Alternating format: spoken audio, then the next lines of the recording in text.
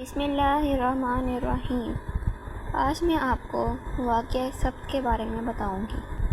السبت کو عربی میں ہفتے کے دن کو کہتے ہیں۔ بنی اسرائیل کے کہنے پر اللہ تعالیٰ نے ان کے لیے ہفتے کا دن عبادت کے لیے مقرر کیا تھا۔ اس دن ان کو شکار سے منع کیا گیا تھا، لیکن انہوں نے اللہ تعالیٰ کے حکم کی خلاف ورزی کی۔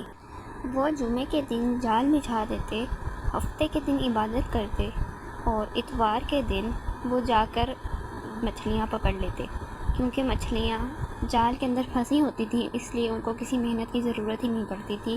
اس طرح انہوں نے اللہ تعالیٰ کے حکم کی خلاف ورزی کی تو اللہ تعالیٰ نے اس کے بدلے ان پر عذاب نازل کیا اور ان کو بندر ذلیل بنا دیا۔